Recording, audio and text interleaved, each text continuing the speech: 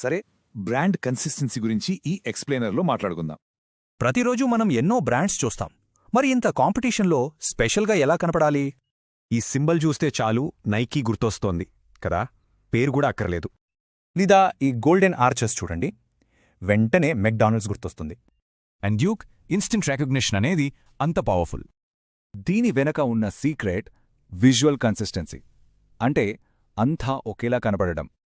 ఇది ట్రస్ట్ని బిల్డ్ చేస్తుంది అండ్ మీ మార్కెటింగ్ని కూడా చాలా ఈజీ చేస్తుంది. Okay, first pillar colour. So colour psychology గురించి మాట్లాడదాం.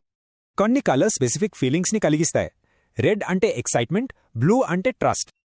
Next second pillar typography. ఇది మీ బ్రాండ్కి ఒక వాయిస్ లాంటివి. కరెక్ట్ ఫాంట్ మీ బ్రాండ్ పర్సనాలిటీని చెప్తుంది. సెరిఫ్ అంటే ట్రెడిషనల్, సాన్స్ సెరిఫ్ అంటే మోడర్న్.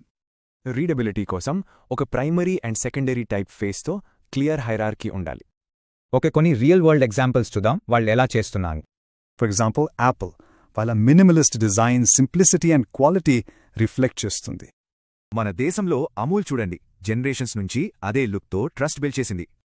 టాటా గ్రూప్ అంత పెద్ద ఎంటర్ప్రైజ్కి కూడా ఒకటే లోగో అండ్ కలర్ అంత కనెక్ట్ చేస్తుంది. సారే, మరి బిజినెస్కి ఇది ఇలా ఇంప్లిమెంట్ చేయాలి. చాలా సింపుల్. 3 simple steps.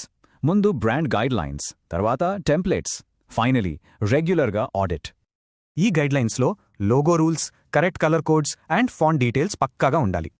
సరే, ఇంత ఎఫర్ట్ ఎందుకు పెట్టాలి అనుకుంటున్నారా? దానికి answer business impact. Because consistent branding మంచి రెవెన్యూని 23% వరకు పెంచగలడు. లాంగ్ టర్మ్ మీ బ్రాండ్ వాల్యూ పెరుగుతుంది అండ్ మార్కెటింగ్ కాస్ట్స్ తగ్గుతాయి. సో కన్సిస్టెన్సీ అనేది జస్ట్ ప్రొఫెషనల్గా కనపడడం కాదు, అది మిమ్మల్ని మెమొరబుల్గా చేస్తుంది. So think about it. మీ బ్రాండ్ విజువలీ మీ కస్టమర్స్కి ఏం ప్రామిస్ చేస్తుంది?